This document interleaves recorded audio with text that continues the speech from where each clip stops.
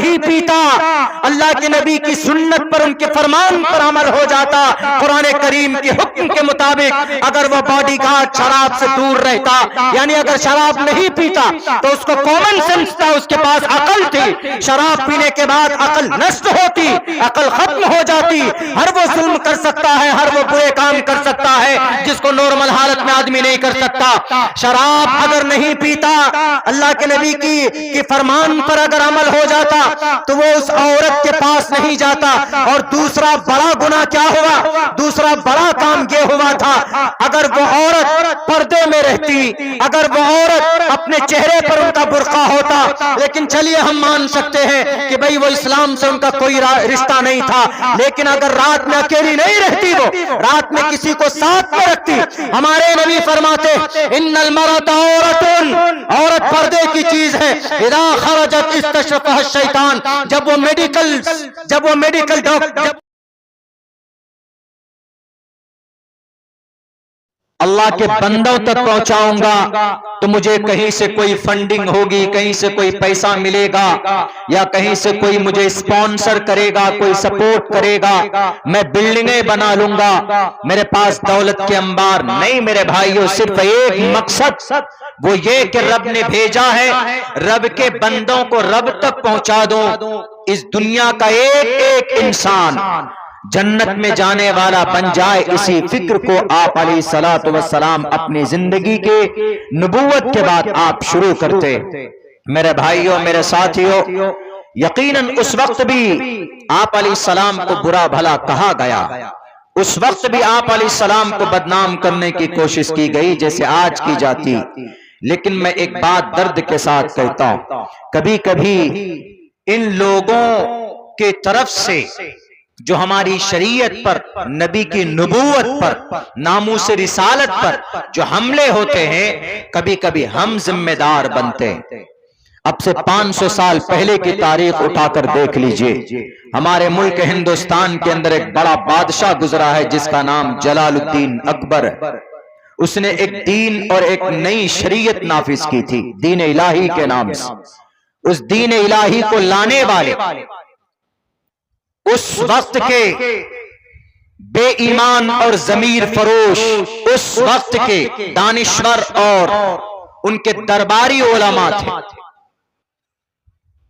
अपने बैंक को, अपनी प्रॉपर्टी बढ़ाने के लिए, वरना अकबर इतना इस्लामी एतबार से वो इतना बड़ा आशिक रसूल था, वो इतना बड़ा नमाज का पाबंद था। मुल्ला अब्दुल कादिर बदायूनी की उनके मलफूजात को पढ़िए, उन्होंने लिखा है कि ये जब सफर में निकलता था जलालुद्दीन अकबर, तो 7 आलिम दीन को, इमाम को लेकर निकलता था और एक खेमा लगाकर नमाज के वक्त में नमाज पढ़ता था। और हदीस पढ़ने का, सुनने का इतना बड़ा शौकीन था कि खुद से अपने उस्ताद मुल्ला अब्दुल नबी मखदूमुल मलिक खिताब इनके घर पे जाता था और अपने हाथियों से जूती सीधी करता था। इतना बड़ा आशिक रसूल था। यही आपके फतेहपुर का इलाका है उत्तर प्रदेश में, जहां पर उसने सबसे पहले अपनी ऑफिस बनाई और ये कहा कि यहाँ तालाब बनाओ। अनूप तालाब नाम से एक जगह है, शायद आज भी उसी नाम से वो जगह महफूज हो। उसके आसपास में उन्होंने कमरे बनाए और वहां पर जुमे के दिन, जुमे की नमाज के बाद उलमाए किराम की महफिल लगती थी। सिर्फ इल्म के ऊपर बातचीत होती थी। हिदाया पढ़ने पढ़ाने वालों को बहुत ज्यादा वजीफा दिए जाते थे उनके तरफ से। यानी एक ऐसा शख्स जो आशिक रसूल हो, जो शरीयत का अलंबरदार हो। एक वक्त ऐसा आया कि यही अकबर बादशाह जिना को जायज करवाता है। यही अकबर बादशाह शराब खाने बनवाते हैं, उस पर लड़कियों को शराब बेचने के लिए उसको नॉमिनेट करता है। यही अकबर, इसने ये कहा कि दाढ़ी रखना जुर्म अजीम है। यही अकबर कहता है कि समाज की बेटियां आज के बाद अपने चेहरे पर नकाब नहीं डाल सकती। आखिर वो कौन सी वजह थी, किस बुनियाद पर एक अच्छा खासा दीनदार बादशाह शहजादा प्रिंस, क्या मजबूरी रही होगी कि वो आखिर के अंदर वो एक ऐसा दीन नाफिज करना चाहता था और पूरा तंत्र यंत्र लगा चुका था।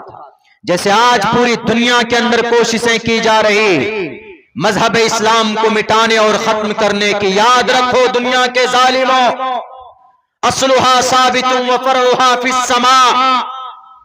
इस्लाम वो पौधा है, नबी पाक अलैहिस्सलाम की सीरत और उनकी सुन्नत वो पौधा है, जितना काटोगे उनकी शाख उतनी ही दुनिया के अंदर तनावर दरख्त बनकर उभरेंगे।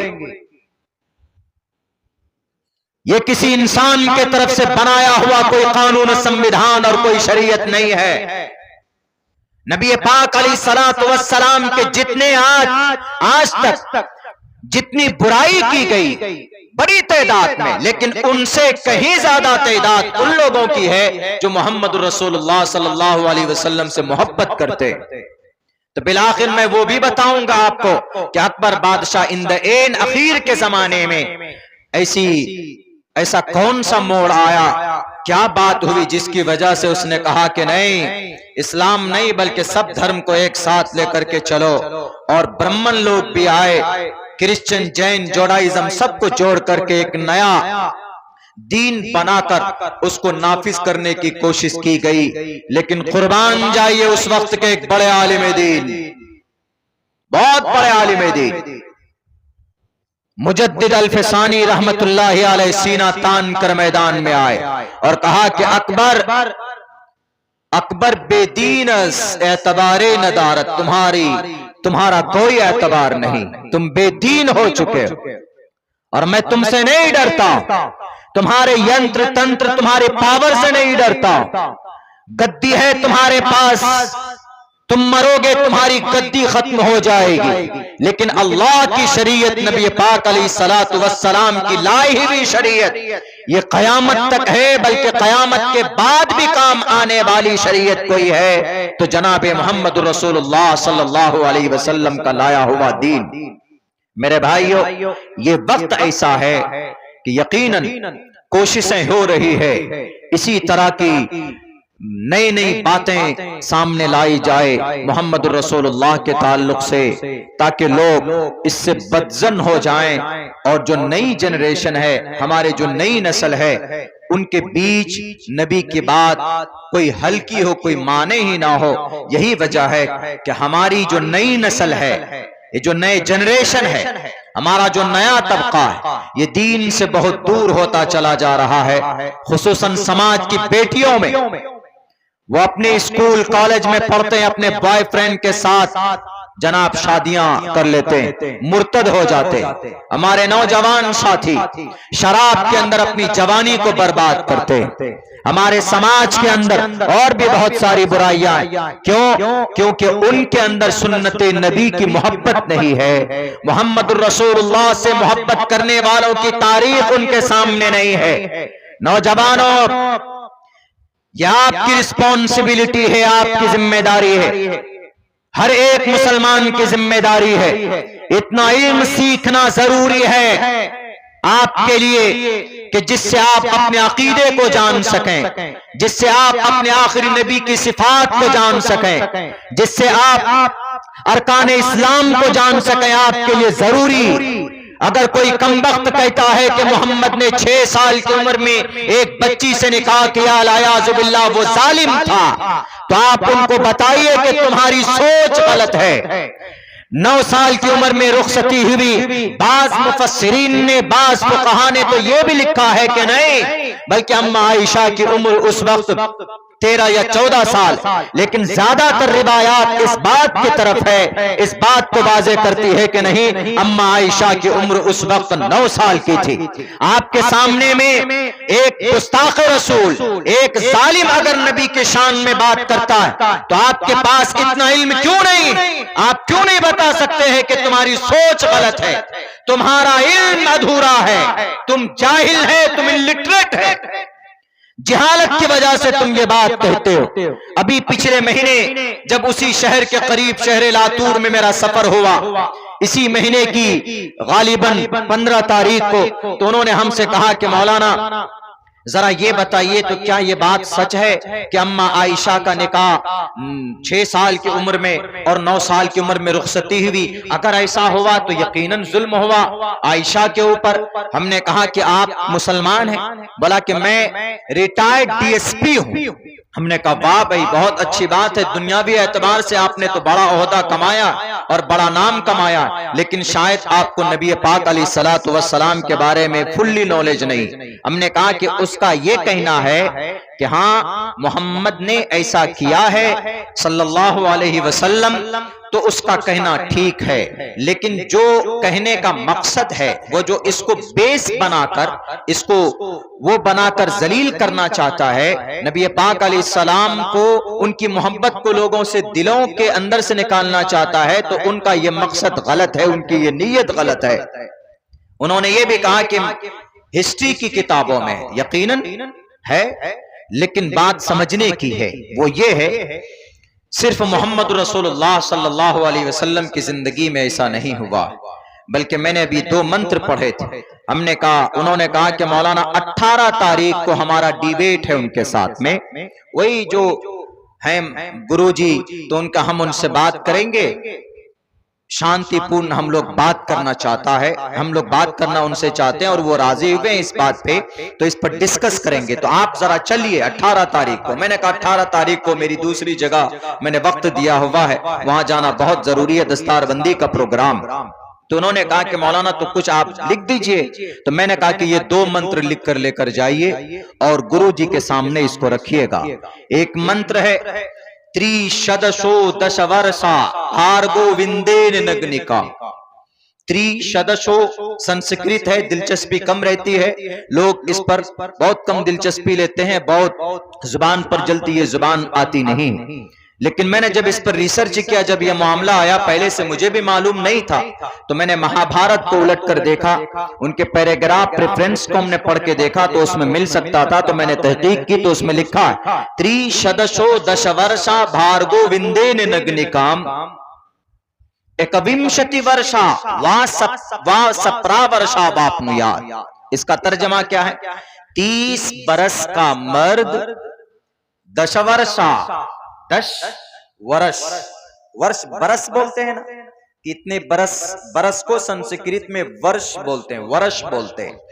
दशवर्षा 30 बरस का मर्द 10 वर्ष की ऐसी लड़की से निकाह कर सकता है जिसको हैज ना आया हो, महीने का खून ना आया हो, ये उसमें मेंशन है।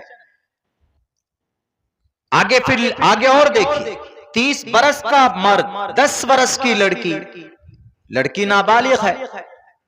और नीचे आइए, एकविंशति, विंशति 20 को बोलते हैं संस्कृत में, 20 को विंशति बोलते हैं।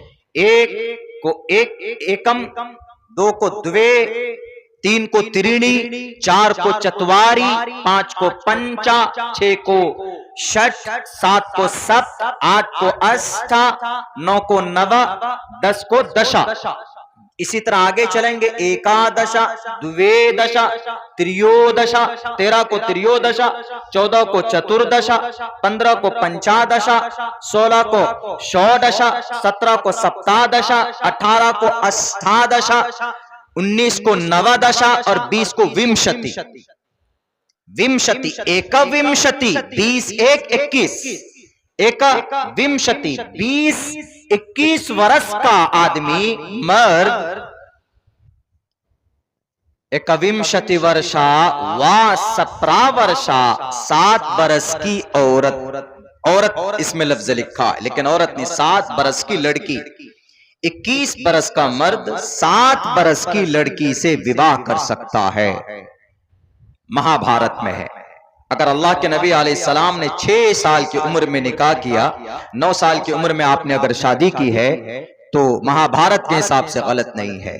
महाभारत में ये मंत्र है, ये मैंने अपने घर से नहीं बनाया, पढ़ा जाए, इसको समझा जाए। अल्लाह के नबी अलैहिस्सलाम ने 50 साल की उम्र में अगर 9 साल की लड़की से अम्मा आयशा सिद्दीक़ा रज़ी अल्लाह ताला अन्हा से निकाह फरमाया है तो गलत नहीं है, शास्त्र की रोशनी में गलत नहीं है। अब आइए जुग्राफियाई एतबार से, क्लाइमेट, मौसम के एतबार से किसी चाइनीज 50 साल के चाइनीज मैन को आपके सामने खड़ा कर दिया जाए तो आपको पता है 50 साल की उम्र का है, लेकिन दिखने में आपको ऐसा लगेगा जैसे ये 16 साल का है। तो वहां उस जमाने में, उस वक्त में, चूंकि अरब का आबो हवा गर्म है, वहां ठंडी नहीं होती हमारे यहां की तरह।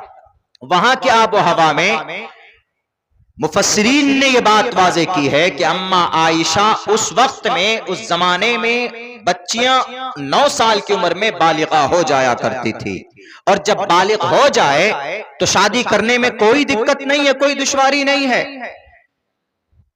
इस हिसाब से कोई गलत नहीं है, कोई जुर्म नहीं है। अगर जुर्म होता तो महाभारत का यह मंत्र भी इसका मतलब है कि जुर्म की दावत देता है। इसलिए हमने कहा कि यह मंत्र लेकर जाइएगा और उनसे कहिएगा कि भाई इसके बारे में आपका क्या ख्याल है। अगर संस्कृत जुबान जानते हैं तो एकविंशति का मतलब भी जानते होंगे। त्रिशदशो दश वर्षा भार्गोविंदेन नग्निकाम एकविंशति वर्षा वा सप्रा वर्षा सप्रा सप्त से सप्रा 7 साल की लड़की से निकाह कर सकते। अगर आपको मेडिकल साइंस की जरूरत है, दिल्ली एम्स में चले जाए, रिकॉर्ड उठाकर देखिए, सन 2023 जून के महीने में 7 साल की बच्ची मां बनी है। इससे साफ पता चलता है कि मेडिकल भी इस बात का मुनकिर नहीं है। यानी 7 साल से लेकर 7 साल, 8 साल, 9 साल, 10 साल की उम्र के अंदर कैपेसिटी होती है बच्चियों में, वो मां बनने के लायक है, मां बन सकती। और अब से 1500 साल पहले की ये बात है, उस जमाने में तो 9 साल की बच्चियां बालिगा हो जाया करती थी। तो अल्लाह के नबी अलैहिस्सलाम ने अपनी तरफ से नहीं कहा कि आयशा आओ मेरे पास, बल्कि हिजरत के बाद हजरत अबू बकर सिद्दीक रजी अल्लाह ताला अन्हु, जो बहुत ज्यादा मोहब्बत करते थे मोहम्मद रसूलुल्लाह से भी और अपनी फैमिली से भी और अपनी बेटियों से भी, अम्मा आयशा सिद्दीका के अब्बा वालिदे मोहतरम हजरत अबू बकर सिद्दीक रजी अल्लाह ताला अन्हु, क्या कोई बाप अपनी बेटी को जानबूझकर हलाकत के दरवाजे की तरफ धकेलेगा? अम्मा आयशा के बारे में हजरत अबू बकर सिद्दीक आते हैं और आकर कहते हैं कि अल्लाह के नबी, आयशा आपकी बीवी है, आप क्यों नहीं लेकर आ जाते अपने घर पर? तो अल्लाह के नबी फरमाते हैं कि अबू बकर सिद्दीक, मेरे पास महर के पैसे नहीं है, मैं नहीं दे सकता, मेरे पास गुंजाइश नहीं है, अभी मेरे पास इतनी वुसअत नहीं है। तो अब हजरत अबू बकर सिद्दीक ने कहा कि कोई बात नहीं, 400 दिरहम तय किए गए थे। अबू बकर सिद्दीक ने 500 दिरहम अल्लाह के नबी को दिया और कहा कि आप अपनी बीवी को लेकर आइए। तब जनाब मोहम्मद रसूलुल्लाह सल्लल्लाहु अलैहि वसल्लम गए 2 अंसारी औरत के साथ, तब अम्मा आयशा सिद्दीका रजी अल्लाह ताला अन्हा को लेकर आए। वो आयशा जिनकी बरकत से तयम्मुम जैसे महत्वपूर्ण और एक अहम मसला अल्लाह तबारक व तआला ने कुरान करीम के अंदर नाजिल फरमाया है। वो आयशा जिनकी पवित्रता को बयान करने के लिए गुरुजी 17 आयतें कुरान करीम के अंदर पेश की गई है, नाजिल की गई है आसमान से जमीन पर। लाओ दुनिया के अंदर ऐसी कोई मां ने ऐसा कोई बच्चा या कोई ऐसी बच्ची जना हो कि जिसके नाम पर, जिसकी पवित्रता को बयान करने के लिए खुद रब ने आसमान से जमीन पर हजरत जिब्राइल को भेजकर 17 आयतें लेकर पहुंचते हैं और अम्मा आयशा के बारे में कहते हैं कि मोहम्मद आपकी बीवी पाक है, आपकी बीवी अम्मा आयशा पाक पवित्र है। वो लोग गलत हैं जो तुहमत लगाते हैं, उस आयशा के बारे में गलत बोलते हो। ऐ लोगों को आयशा जो हजरत अबू बकर, हजरत अबू हुरैरा के बाद सबसे ज्यादा अगर हदीस मरवियात है किसी की, हजरत अबू हुरैरा के बाद तो अम्मा आयशा सिद्दीका रजी अल्लाह ताला अन्हा की हदीस तकरीबन 2210 हदीसें, जिनमें से तकरीबन 200 सवा 200 सही है, इनके अंदर हदीसें मौजूद है। अम्मा आयशा का मुकाबला नहीं कर सकते। अम्मा आयशा सिद्दीका रजी अल्लाह ताला ज़हीन थी। अल्लाह के नबी ने अगर किसी के दिमाग में यह भूसा भरा है कि तुम्हारे नबी ने 11 शादियां क्यों की, तो शादियां इसलिए की ताकि ज्यादा से ज्यादा मसाइल कौम तक पहुंच सके, ताकि ज्यादा से ज्यादा जो बुराइयां हैं समाज में उसको मिटाया जा सके। आज अगर कोई चौधरी है तो वह अंसारी लड़की से शादी नहीं करेगा। अगर आज कोई जोलाहा है तो वो तेली से शादी नहीं करेगा। अगर आज कोई सैयद है तो वो चौधरी से शादी नहीं करेगा। हमारे नबी ने इसलिए इतनी शादी की है ताकि अगर मुसलमान है, अगर कोई चौधरी लड़का है तो वो सैयद लड़की से या अंसारी लड़की से निकाह कर सकता है। हमारे नबी ने इसलिए इतनी शादी की, कौम को ये पैगाम देना था। कौम के दिमाग में जो भूसे भरे हुए हैं, ऊंच नीच, खानदान, शोहरत, इसको तोड़ने के लिए नबी पाक अलैहिस्सलातु वस्सलाम ने 11 शादियां की। हम 100 बार कहते हैं हमारे नबी अलैहिस्सलातु वस्सलाम कभी भी औरत के शौकीन नहीं थे। तुम्हारे दिमाग में ये भूसा भरा है। दुनिया की किसी भी इंसान, कोई भी इंसान अगर नबी के बारे में ये सोचता है तो गलत सोचता है। उनको सोचने का अधिकार बिल्कुल नहीं है। अम्मा आयशा सिद्दीका इतनी ज़हीन थी कि बहुत छोटे से उम्र में अल्लाह के नबी जा रहे थे तो अम्मा आयशा घोड़े से खेल रही थी। तो अल्लाह के नबी ने फरमाया, छोटी थी, बहुत छोटी, बच्चियां जो बचपन में वो लकड़ी के उससे खिलौने से खेलती है, तो एक घोड़े की शक्ल की कोई चीज थी। तो अल्लाह के नबी ने फरमाया कि किससे खेल रही हो, क्या है ये? उन्होंने कहा कि ये घोड़ा है। तो उन्होंने कहा घोड़े को पर नहीं होते, छोटी सी बच्ची है, जहानत देखिए। अम्मा आयशा ने कहा अल्लाह के नबी घोड़े को पर होते हैं। हजरत सुलेमान का जो घोड़ा था उसमें पर था। ये जहानत थी अम्मा आयशा सिद्दीका रज़ी अल्लाह तआला अन्हा। और कौम को कोई भी मसला अटकता अल्लाह के नबी अलैहिस्सलाम के बाद तो सहाबा कराम अम्मा आयशा के पास पहुंचते थे, उनसे जाकर पूछते थे, तो कौम को बड़ा फायदा होगा। 11 शादियां की, ये कोई मसला नहीं है। लोग खामखा की बातें करते हैं। अल्लाह के नबी अलैहिस्सलातु वस्सलाम सिर्फ मुसलमानों के लिए, कोई ऐसा नहीं कि मोहम्मद रसूलुल्लाह कोई एक ऐसा कानून लेकर आ गए जो एक तबके को फायदा पहुंचाएगा। मेरे भाइयों, अगर आज यही समाज के अंदर कितनी बुराई है, लोग क्या कर लेते हैं, शादी किए बिना, अब तो कानून बन चुका है, शादी किए बिना क्या कर लेते, शादी किए बिना शादी में रहते हैं। शादी होती नहीं, निकाह नहीं होता, तब भी शादी शुदा जिंदगी के मजे लेकर अपनी जिंदगी गुजारते। दुनिया के अंदर में ये निजाम, ये सिस्टम चल पड़ा है। लेकिन क्या ये सही है? बिल्कुल सही नहीं है। जिन स्टेट के अंदर ये कवानीन बनाए गए हैं, कौन सा, लिव इन रिलेशन को जायज करार दिया गया, वो कौम और सोसाइटी और समाज के लिए बड़े खतरनाक हैं। फिर आप ये कहेंगे कि भाई अगर कोई आदमी शादी नहीं करना चाहता लेकिन वो शादीशुदा जिंदगी की तरह रहना चाहता है तो क्या करे? सिंपल है, शादी करे, शादी करे, बहुत आसान है। लेकिन पता है कैसे कवानीन बने? अगर कोई लड़का, बालिग लड़का, 21 साल की उम्र का लड़का, कोई 18 साल की लड़की, अगर वो शादी शुदा जिंदगी की तरह रहना चाहते हैं तो उनको कुछ नहीं करना है। डिस्ट्रिक्ट मजिस्ट्रेट के पास जाना है, एक फॉर्म फिलअप करना है कि भाई हम लोग एक साथ रहना चाहते हैं और निकाह नहीं, शादी नहीं, कोई कोर्ट मैरिज वगैरह कुछ नहीं करेंगे, हम सिर्फ रहना चाहते हैं एक साथ। इसको लिव इन रिलेशन बोलते हैं। इसको जायज करार दिया गया है। किसी स्टेट में नाम नहीं लूंगा मैं। पता इससे क्या होगा? इससे यह होगा कि जिना के वारदात बढ़ेंगे, हरामियुन नस्ल बच्चे पैदा होंगे। इससे अगर किसी का, उनका यह तर्क है कि लोग, बच्चे हमारे ओपन होंगे, शादी की बोझ नहीं होगी, ओपन नहीं होंगे, इससे बोझ की बात आप मत कीजिए। पता इससे कत्ल के वारदात बढ़ेंगे। 2 मर्डर हुए अभी हमारे भारत के अंदर, 2 मर्डर। अगर हमारी नबी की बातों पर अमल कर लेते, ये दोनों, इन दोनों जगहों पर अमल किया जाता तो ये दोनों खतरनाक मर्डर नहीं होते। एक मर्डर बेंगलोर के अंदर होता, 65 टुकड़ों में लड़की का लाश, उनकी बॉडी मिली कहां पर? फ्रिज से 19 दिन के बाद उनको निकाला गया, 65 टुकड़ों में, 65 पीसेस। नेपाल की लड़की थी। और एक अभी कलकत्ता के अंदर हादसा हुआ, डॉक्टर थी वो, डॉक्टर आहाना, उनकी जिंदगी की शुरुआत थी आरजीकर मेडिकल कॉलेज में। उनकी जिंदगी की खुशहाली देखने से पहले इस दुनिया से उसको खत्म कर दिया गया। इसी वजह से ये जो ओपन माइंड है ना कि नहीं बिना शादी के शादीशुदा जिंदगी गुजारो, गलत है।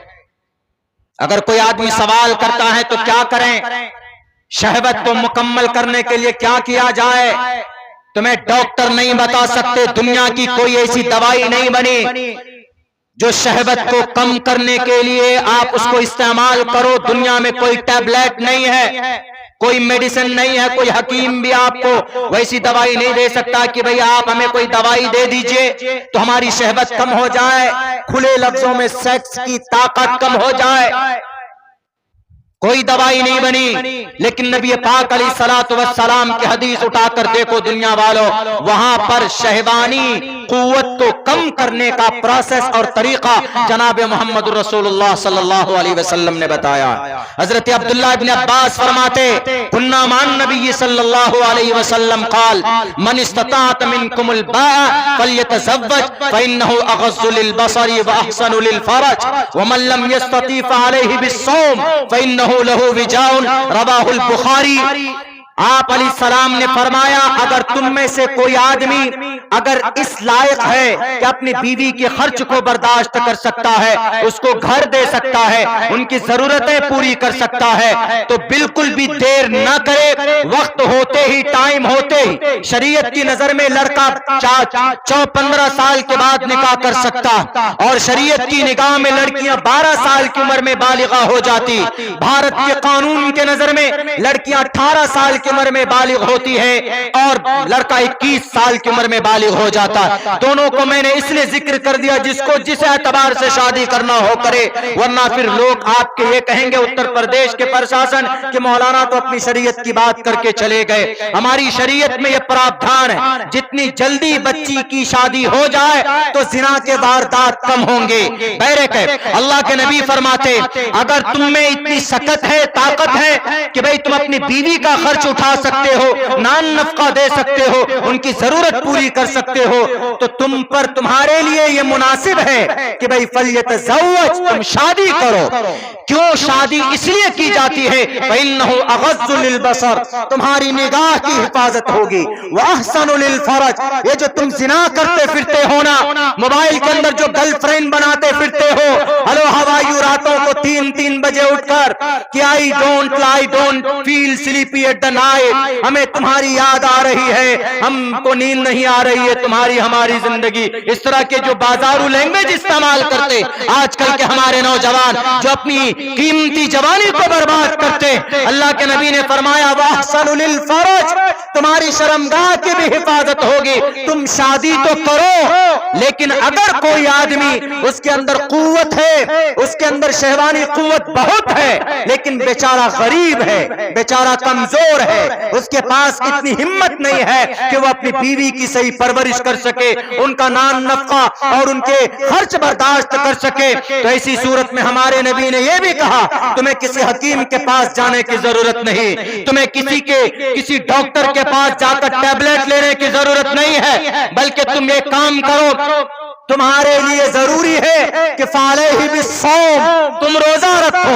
जब रोजा कोई बंदा रखता है तो उसकी शहवानी कुव्वत कम हो जाती है। दुनिया के लोगों, नबी पाक अलैहिस्सलाम की जीवनी पर कीचड़ उछालने वालों, दुनिया की किसी भी डॉक्टर को बुला कर लाओ, कुव्वते शहवानी कुव्वत को कम करने का तरीका नहीं बता सकता है। शहवानी कुव्वत को बढ़ाने की टैबलेट मौजूद तो है, लेकिन सेक्स को कम करने का प्रोसेस दुनिया के अंदर बड़े बड़े विद्वानों की किताबें पढ़ लीजिए, कहीं नहीं मिलेगा। लेकिन अब से 1458 साल पहले जिस नबी को नबूवत दी गई, उस नबी ने इस बात का भी ख्याल रखा और कौम को बताया कि लोगों, अगर तुम में कोई बंदा ऐसा हो जो शादी नहीं कर सकता है, उसके पास दौलत नहीं है, उसके पास घर नहीं है, तो उसको चाहिए कि वो रोजा रखे। क्यों? क्योंकि रोजा रखने की वजह से उसकी शहवत के अंदर कमी आ जाती है। फ़इन्नहु लहू विजाउन, ये शहवत को तोड़ने वाली चीज है। उस नबी पाक अलैहिस्सलातु वस्सलाम की ज़ात अक़दस पर कीचड़ उछालते हो, जिस नबी ने ये तरीका बताया हो दुनिया को कि समाज को जिना से कैसे पाक करना है। अल्लाह के नबी अलैहिस्सलाम का कितना खूबसूरत मैसेज है। मनुस्मृति में भी ये पैगाम, मनुस्मृति में क्या कहा है? मनुस्मृति में यह कहा है, साफ साफ लफ्जों में कहा गया है, यथा वायुम, जितने भी नौजवान हैं, यथा सुनो, यथा मने सुनो, यथा वायुम समाश्रिते सर्व जीवंते जनतवा, जितने भी नौजवान हैं, यंग ब्लड है, यथा वायुम समाश्रिते सर्व जीवंते जनतवः तथा ग्रस्तामाश्रिते। इसका मतलब यह है कि जैसे हवा इंसान की जिंदगी के लिए जरूरी है, ऐसी ही शादी इंसान, मैरिज लाइफ इंसान की जिंदगी के लिए जरूरी है। एक बेहतरीन सोसाइटी के लिए मर्द के लिए बीवी जरूरी है, शादी जरूरी है।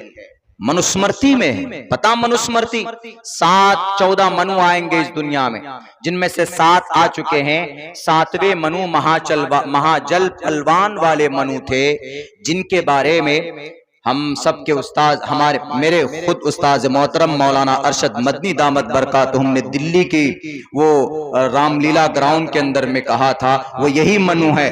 क्या मनु और अल्लाह, उन्होंने कहा जिसको आप मनु बोलते हो और हम उसको अल्लाह बोलते हैं, तो यहाँ पर फर्क थोड़ा सा यह है कि वो मनु अल्लाह का भेजा हुआ पैगंबर और रसूल है। मनु महाजल पलवान वाले मनु, उनकी लिखी हुई मनुस्मृति आज हमारे हिंदू भाइयों के पास मौजूद है। महाजल पलवान का मतलब अजीम सैलाब वाले मनु। तो दुनिया के अंदर सबसे बड़ा सैलाब हजरत नूह अलैहिस्सलातु वस्सलाम के जमाने में आया था, और उन्हीं की जुडिशरी सिस्टम पूरी दुनिया के अंदर में आया था। तो उन्हीं को कहा गया महाजल पलवान वाले मनु के मनुस्मृति, उसी को मनुस्मृति बोलते। मनुस्मृति, मनु का बताया हुआ सिस्टम, उसी मनुस्मृति में लिखा गया है, कहा गया यथा वायुम समाश्रिते सर्व जीवंते जंतवः तथा ग्रस्तामा, ग्रस्तामा, अगर तुम चाहते हो कि नस्ल बढ़े, तुम चाहते हो कि फसल उगे,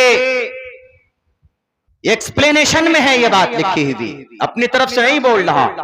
तालिब इल्म हो, रटने का, याद करने का अभी भी वही मिजाज है जो मदरसे के अंदर में मीजान और इल्म सिगा रटता, जो हम रटा करते थे, आज भी वही वो है। तथा ग्रस्तामा, ग्रस्त किसको? काश्तकार को कहा जाता, चूंकि वो फसल उगाता है।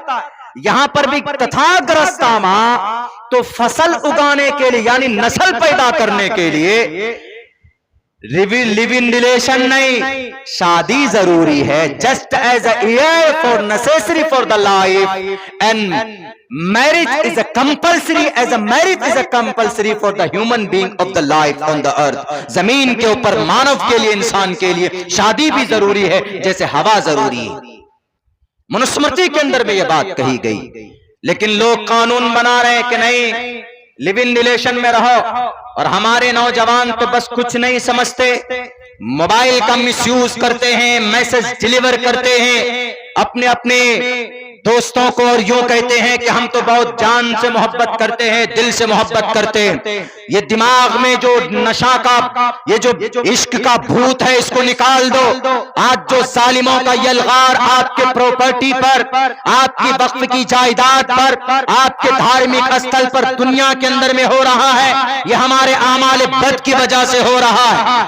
उलमाए किराम बैठे हुए हैं, ज़हरल फसाद फिल बर्रि वल बहरी बिमा कसबत ऐदिन नास की तफसीर मुझसे ज्यादा ये लोग कर सकते हैं। जब अल्लाह तबारक, जब कोई बंदा, अल्लाह का बंदा, जब उसकी कौम के लोग गुनाह करते हैं तो अल्लाह जालिमों को मुसल्लत कर देता, सिर्फ इसको याद दिलाने के लिए कि तुम गुनाह कर रहे हो। हजरत मूसा अलैहिस्सलाम से रब ने किसी जमाने में कहा था कि मूसा तुम पर जालिम बादशाह मुसल्लत है, तो याद कर लेना कि तुम्हारे कौम के लोगों के गुनाह बढ़ गए। नौजवान शराब के अंदर मस्त है, और समाज सोसाइटी के अंदर जो जवान यंग है, जो इस मिल्लत की तकदीर है, वो खाली जगहों पर बैठकर क्या करते? जुआ खेलते, मोबाइल के अंदर में गेम खेलते। अरे तुम्हारे बर्बादी के लिए प्लानिंगें हो रही है और तुम मोबाइल के अंदर बैठकर गेम खेलते हो। क्यों नहीं तुम मुजद्दिद अल-फ़सानी बन सकते हो? क्यों नहीं तुम शेखुल इस्लाम बन सकते हो? क्यों नहीं तुम शेखुल हिंद बन सकते हो? क्यों नहीं तुम मोइनुद्दीन चिश्ती बन सकते हो? क्यों नहीं तुम इमाम मालिक बन सकते हो? क्यों नहीं तुम इमाम अबू हनीफा बन सकते हो? ये आसमान से नहीं उतरे थे, इसी जमीन पर पैदा हुए थे, माँ के कोख से पैदा हुए थे। आज हमारी माओ के कोख में वो बच्चे क्यों नहीं पैदा होते? वो मुजाहिदीन क्यों नहीं पैदा होते? तो जो जालिम की आंखों में आंखें डालकर बात कर सके, जो कुरान और सुन्नत के खिलाफ अगर बात करे तो इतने दलाइल दिए जाएं कि वो उसके अंदर डूब जाए, उसको निकलने का मौका भी ना मिले। नौजवानों, ये धुन आपके अंदर क्यों नहीं? आप क्यों शराब के आदी हो गए? आप क्यों सोशल मीडिया के अंदर में गेम खेलने में अपना कीमती वक्त जाया करते हैं? सोने और चांदी से ज्यादा कीमती वक्त है, इसीलिए इन औकात को जाया मत कीजिए। अगर इतने बेबस हो, अगर आप इतनी शरीयत से अगर आप रूगर्दानी करोगे तो आज तो कम जुल्म हो रहा, इससे भी पूरे दिन पूरी दुनिया के मुसलमानों को देखना पड़ेगा। अभी तो सिर्फ 65,000 शहीद किए गए, RDF से तोड़ा गया, तोपा गया, आपके सर के ऊपर कोई नहीं बचाने वाला है। किसी की तरफ निगाह उठाकर देखने की जरूरत नहीं है। जजीरतुल अरब वाले बेईमान बन गए। 27 एकड़ जमीन तो बुत परस्ती की शुरुआत के लिए दिया जा रहा है, लेकिन हमारी मदारिस जो उलमाए किराम जी जान लगाकर मेहनत और अपने खून को पसीनों में बहाकर रात दिन एक करके मदरसे चलाते हैं, उनके लिए 1 रुपए का फंड ये जजीरतुल अरब वाले भेज नहीं सकते। और जालिमों को 27 एकड़ जमीन दी जाती है कि आप यहां बुत परस्ती कायम कीजिए। तहकीक के बलबूते पर कह रहा हूं, जजीरतुल अरब की रिपोर्ट उठाकर पढ़ लीजिए। मेरे भाइयों, ये वक्त है अल्लाह की शरीयत को मजबूती के साथ पकड़ने का। आप है कौम की तकदीर, हमारे नौजवान, कौम की तकदीर, मिल्लत की तकदीर आप हैं। हमें नबी से मोहब्बत ही नहीं है, जर्रा बराबर मोहब्बत नहीं। ऐसी मोहब्बत होनी चाहिए कि जंग उहद का मैदान है, तीर चल रहा है, भाले तलवार की आवाज आ रही है, तीर, एक सहाबी ने देखा कि तीर निकला है नबी के सीने को छलनी करने के लिए, फौरन आप अलैहिस्सलाम को इस तरीके पर लिपट जाता है। तीर पीठ पर लगती है, लगती रहती है, 1 2 3 4 5 6 90 तीर लगे। नबी ने कहा कि तुम मेरे तरफ मुंह करके क्यों मुझे पकड़ा, तुम सीना क्यों नहीं सामने रखते? तो उस सहाबी ने कहा कि अल्लाह के नबी, अगर मैं सामने तीर की तरफ मेरी निगाह होती तो अगर मैं तीर को देखकर डर जाता और मैं हट जाता तो आपको तकलीफ पहुंचती, इसीलिए मेरी जान आप पर कुर्बान है। मैंने सोचा कि मेरी जान चली जाए, लेकिन नबी की जात को जरा बराबर तकलीफ भी ना पहुंचे। उस सहाबी का नाम हजरत अबू दुजाना रज़ी अल्लाह ताला अन्हु। ऐसी मोहब्बत, हमें तो एक सुन्नत से मोहब्बत नहीं, खाने के लिए बैठते हैं तो हाथ नहीं धोते। नबी की सुन्नत पर मेडिकल साइंस की रिसर्च के बाद भी नबी की किसी भी सुन्नत पर अगर अमल किया जाए तो पता है आपको उसमें भी फायदा है।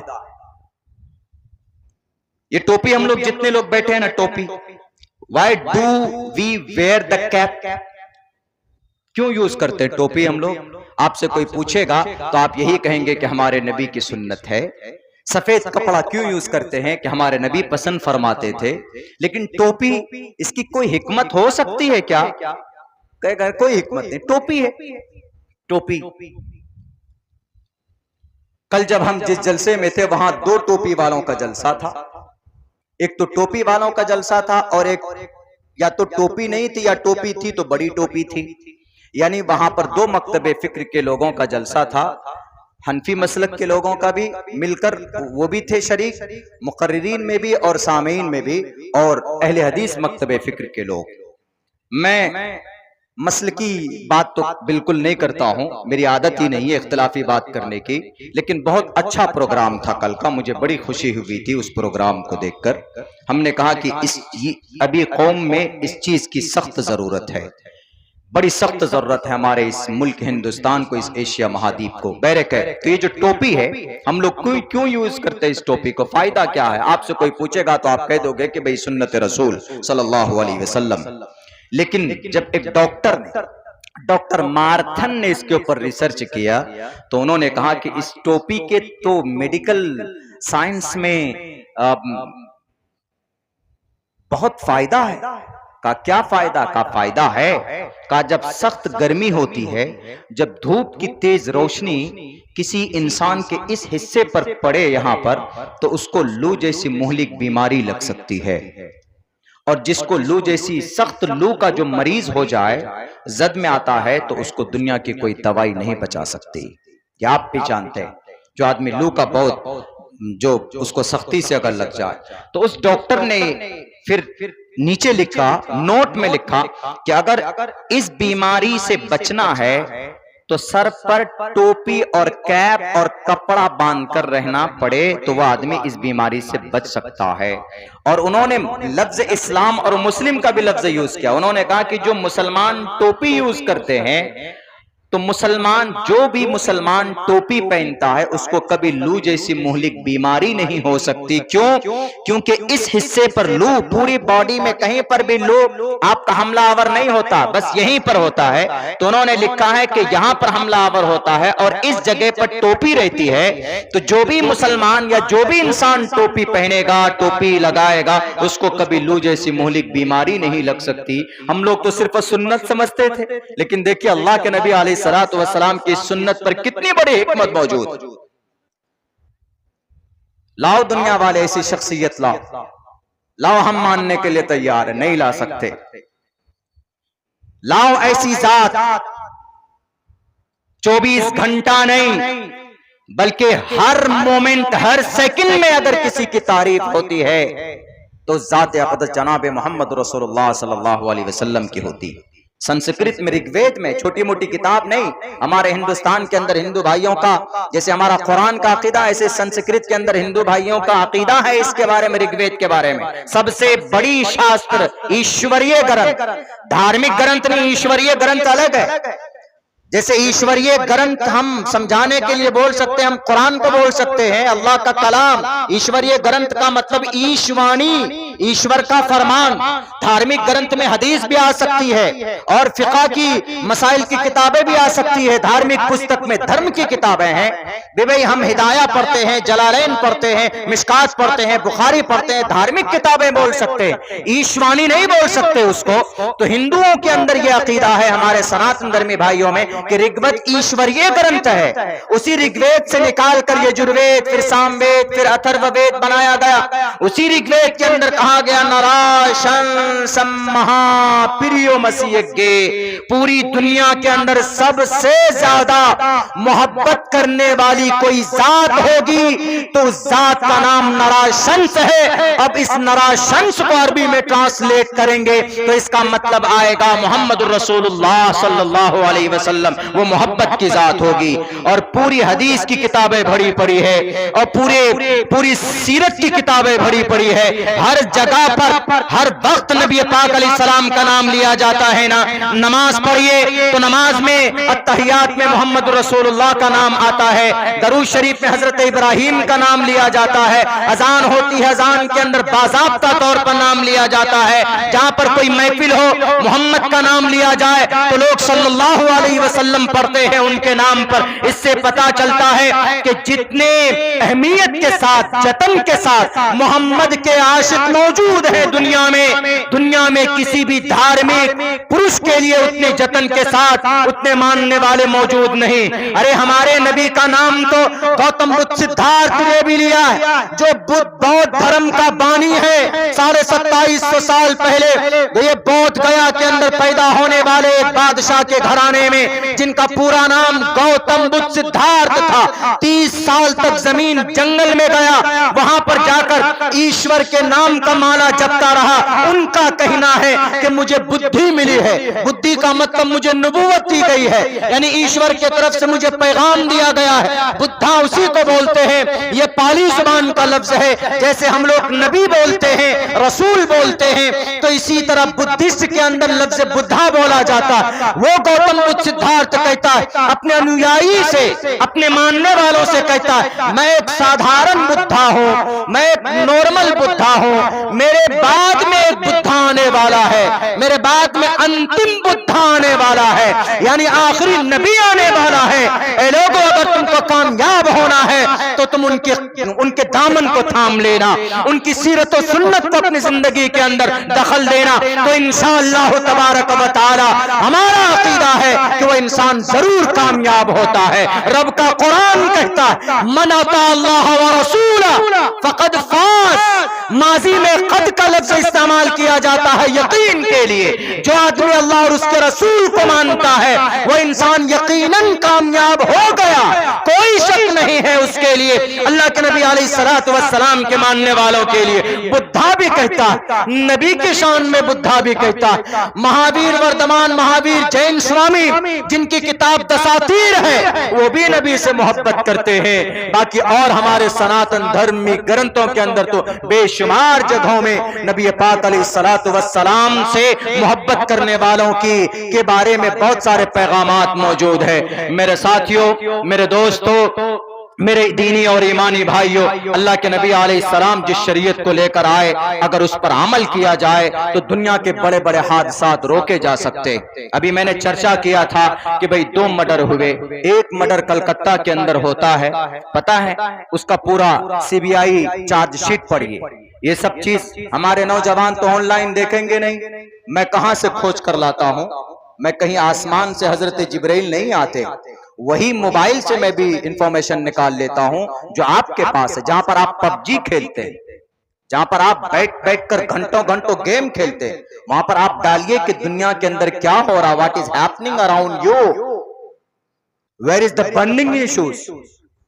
आपके वक्फ की प्रॉपर्टी के बारे में हमें पता ही नहीं, हमने वक्फ की प्रॉपर्टी जानते नहीं हम लोग। एक आदमी हमसे सवाल करता है कि मौलाना, जो वक्फ की जायदाद है, वक्फ की प्रॉपर्टी है, इसके ताल्लुक से आप लोग क्यों इतना उथल पुथल हो रहे हैं? हमने कहा कि भाई हमारा अकीदा जुड़ा है उससे, हमारे सवाब और हमारी इबादत का वो एक हिस्सा है, एक तरह से कुरान से साबित है, हदीस से साबित है।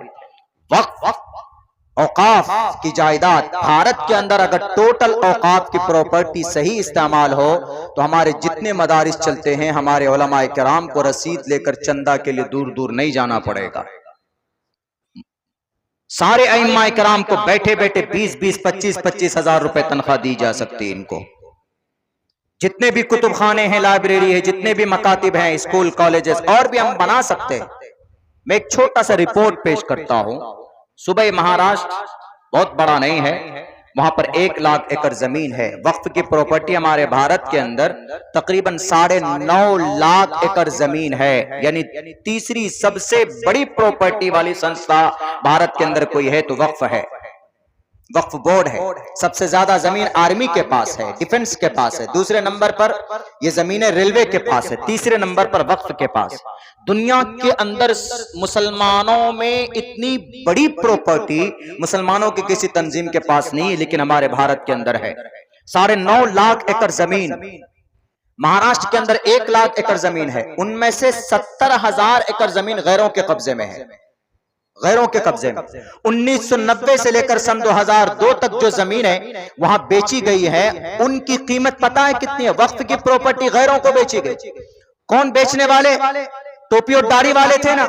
मैंने कहा ना कि इस कौम का बेड़ा गर्क अगर किसी ने किया है तो हमारे लोगों ने किया।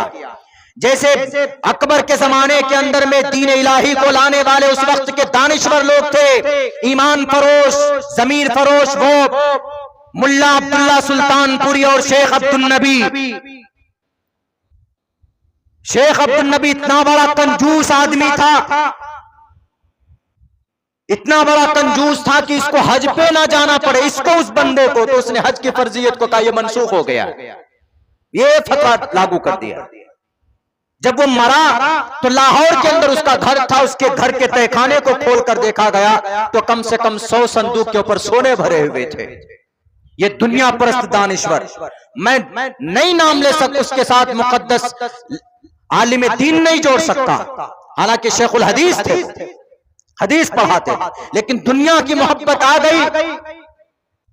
दुनिया के डुप्लीकेट लीडरों को खुश करने के लिए अपने मन की बातें कहते हैं लोग। ये नहीं कि रब राजी है कि नाराज है क्या, ये नहीं देखते। तो अल्लाह ऐसी हमारे लोगों की उसकी बदनीयती की वजह से हुआ। 70,000 एकड़ जमीन, 70,000 एकड़ जमीन बताइए गैरों के कब्जे में बेची गई। बेचने वाला कौन होगा? वहां का चेयरमैन ही होगा। मुफ्ती साहब यहाँ पर बैठे हुए, मैं इनके तो सामने कुछ भी नहीं हूं। आप पूछ सकते हैं कि वक्फ की प्रॉपर्टी का एक क्या राय के दाने के बराबर भी उसका मुतवल्ली बेच नहीं सकता। मस्जिद का मुतवल्ली मस्जिद की निगरानी, देखभाल, कमी बेशी क्या है, अप्स एंड डाउन से मैनेजमेंट को संभाल सकता। लेकिन अगर वो ये सोचेगा कि ये थोड़ी जमीन खराब पड़ी हुई है, मैं बेचकर कोई दूसरा काम कर लूं, नॉट अलाउड, जायज नहीं है, नहीं बेच सकता। लेकिन 70,000 एकड़ जमीन बेची गई। 11,11,000 करोड़ रुपए की जमीन बेची गई वक्फ बोर्ड की। हजरत बताइए, अगर इतनी जमीन भारत के अंदर में वक्फ की प्रॉपर्टी अगर इनका इनकम होता तो आज कितने बड़े बड़े इदारे चलते हमारे। ये जो उलमा हमारे रमजान के मुबारक महीनों में गुजरात के सड़कों पे दर दर भटकते, उद्योगपतियों के दरवाजे के सामने बैठे रहते, जरूरत नहीं पड़ती, 24 घंटा ड्यूटी देते हैं हमारे इमाम कराम, तब जाकर उनको 10 से 15,000 की सैलरी दी जाती है। इनकी तनख्वाहें 50-50,000 होनी चाहिए। इनके पास भी 4 व्हीलर गाड़ियां होनी चाहिए। इनके पास भी वो तमाम सहूलियात होनी चाहिए जो एक नॉर्मल इंसान अपनी जिंदगी गुजारने की कोशिश करता है, आसानी के साथ, सहूलत के साथ में। अगर ये चाहते तो सिर्फ 30,000 एकड़ जमीन वक्फ बोर्ड के पास है। उन 30,000 जमीनों में 30,000 एकड़ जमीन में जहां सिर्फ टावर लगे हुए हैं ना, सिर्फ टावर, तो उन टावर से जो किराया आता है, उसका रेंट जो आता है सालाना, उसकी कीमत 10 करोड़ रुपए है। बताइए कितनी बड़ी आमदनी सिर्फ एक छोटे से सूबे में। हैदराबाद सरजमी, बड़ा मुअद्दब शहर, चले जाएं आप, वहां पे बड़ी बड़ी बिल्डिंगें हैं, वक्फ की प्रॉपर्टी है, वक्फ बोर्ड में रजिस्टर्ड भी है। 50,000 रुपए बिल्डिंग की, एक फ्लैट 2 BHK 3 BHK की फ्लैट, 3 BHK की फ्लैट का किराया 25,000 रुपए है। लेकिन पता है वक्फ बोर्ड की रसीद पर कितनी लिखी जाती है? 250 रुपए लिखी जाती है। इस कौम के ऊपर इस तरह नए बिल नहीं लाए जाएंगे तो क्या होगा? ये अल्लाह की तरफ से, समझ लीजिए आप, आपकी तरफ से, हमारी तरफ से, हमारे अमाल बद का नतीजा है ये सब। 9.5 लाख एकड़ जमीन भारत की धरती पर है। अगर इन जमीनों और इन प्रॉपर्टी के इनकम का अगर सही इस्तेमाल हो तो आज जो हमारी बच्चियां मुर्तद हो रही है गैर के स्कूलों में बैठकर, तो हमारे पास हमारे खुद के स्कूल होते। अगर इन प्रॉपर्टी का सही इस्तेमाल हो जाए, इनके इनकम का सही इस्तेमाल हो जाए, तभी हम इर्तिदाद को रोक सकते, अपनी बच्चियों को रोक सकते। हमारे मदारिस के अंदर हमारे उलमाए किराम अनथक मेहनत करते, पढ़ाने से ज्यादा इनको फिक्र इस बात की भी रहती है कि भाई हमारा मैनेज कैसे होगा, मैनेजमेंट सिस्टम, पैसे कहां से आएंगे, वक्त पर तनख्वाह नहीं दे पाते हैं। अरे आप हक पर हैं, आप हक परस्त हैं, हक परस्त बनो, सब्र करो, अमल को सुधारो, अल्लाह की मदद होगी। किसी जालिम से डरने की जरूरत नहीं है, वक्त के बादशाह, वक्त के फिरौन से डरने की जरूरत नहीं है। हर जमाने के अंदर ये आएंगे, चले जाएंगे, लेकिन अल्लाह की दीन, अल्लाह का दीन बाकी था, है, और हमें चढ़ते हुए सूरज की तरह यकीन है, कोई माए का लाल इसको बदल नहीं सकता। बदलने वाले बदल जाते, उनकी कुर्सियां खत्म हो जाती, उनके पावर सल्ब कर लिए जाते हैं, बल्कि बसा औकात तो उनकी मौत भी बैतुल खला के अंदर होती है। ये अल्लाह का दीन बाकी है, अल्लाह का दीन बाकी रहेगा। डराने वाले जमा हो गए हैं, डराओ, लेकिन नौजवानों, सबसे ज्यादा मजबूत दौलत अल्लाह ने आपको दे रखी है, वो ईमान की दौलत दौलत है, वो ईमान की दौलत है, उस पर क्यों मेहनत नहीं होती?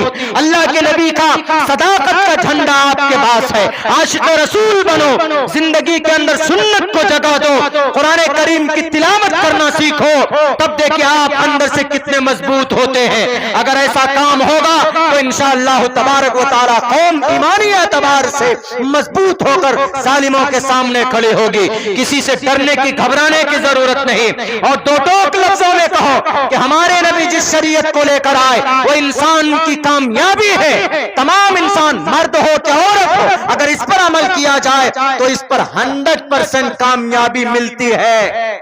डॉक्टर अहाना की मौत कैसे हुई? 5 मरतबा उस बच्ची का, उस डॉक्टर की इज्जत लूटी गई। लूटने वाला कौन?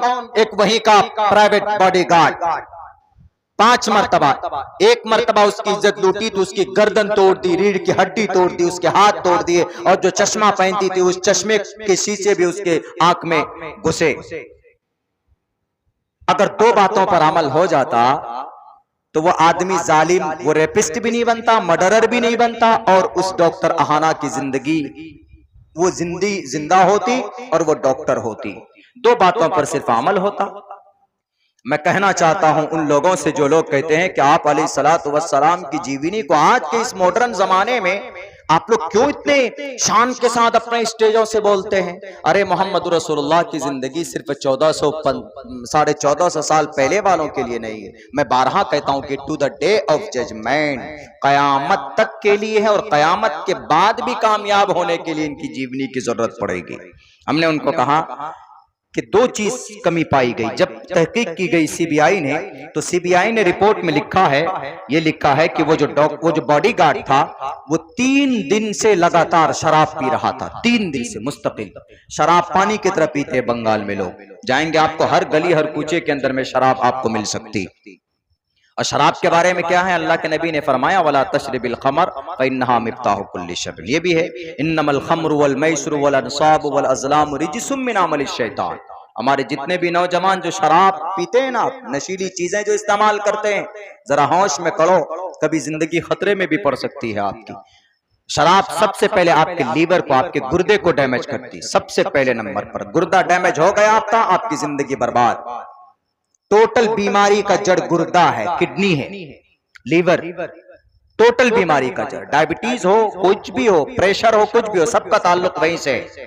और शराब सबसे पहले मादी एतबार से बॉडी के किसी हिस्से को नष्ट करती है तो वो किडनी है। वो खत्म तो आप खत्म। तो बैरक 3 दिन से शराब पी रहा था। कुरान में सराहत के साथ शैतान का अमल बताया गया है। अल्लाह के नबी ने मना किया है, बुराइयों का जड़ बताया है, वला तशरिबिल खमर फइन्नहा मिफ्ताहु कुल्लि शर्र। यानी आप नॉर्मल हालत में वो जो काम नहीं कर सकते तो आप शराब पी करके, आप शराब पी लीजिए, आपके लिए करना आसान हो जाएगा, बहुत आसान हो जाएगा करना आपके लिए। शराब पी लीजिए। मैं नहीं कहता हूं, मैं कहता हूं कि बस समझा रहा हूं आपको। कल आप कहीं वीडियो को कट करके चला दीजिए, मौलाना अब्दुल्ला करे कि शराब पियो, ऐसा नहीं होना चाहिए। ऐसे भी आजकल एडिशन चल रहे हैं और हो रहे हैं लोगों को बदनाम करने के लिए। तो उसने जब शराब पी, वो लड़की, वो जो डॉक्टर थी, उसके सर पर कुछ नहीं। डॉक्टर अहाना चूंकि सनातन धर्मी थी, वो एक हिंदू फैमिली से थी, तो उसने ऐसी ओपन जैसे जीन्स पैंट वगैरह अपना यूनिफॉर्म पहन करके गई। उसके बाल खुले हुए थे, तो शक्ल सूरत अल्लाह ने अच्छी दी थी। तो इसने देखा, इसने अपने दोस्त के भाई को वहां एडमिट किया था, तो ये वहां बैठा हुआ था। डॉक्टर आई, उसने देखा, इसकी नीयत खराब हो गई। कहा कि डॉक्टर मैडम, आप जैसे डॉक्टर हो तो हम तो डेली बीमार हो क्या? उसको छेड़ना शुरू किया। बैरक इस तरह के कुछ अल्फाज लिखे हुए हैं, उसको मेंशन करने की जरूरत नहीं है।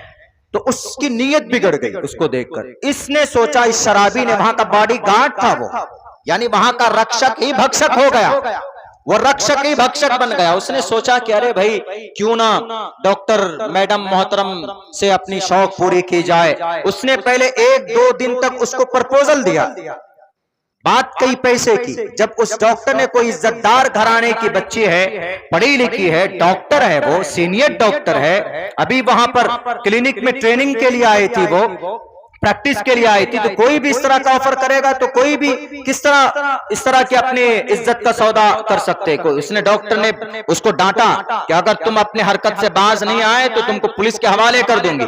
इसने दिल ही दिल में ठान लिया कि अब तुम्हारा तो काम करना है। नॉर्मल हालत में नहीं, जिस दिन ये हादसा हुआ उस दिन 5 बोतल शराब की लेकर आया और अपने रूम में बैठकर शराब पीता है। और 3 बजे रात में 12 बजे रात में वो अपने दोस्त के, उसका जो भाई था जो मरीज था उसके पास गया।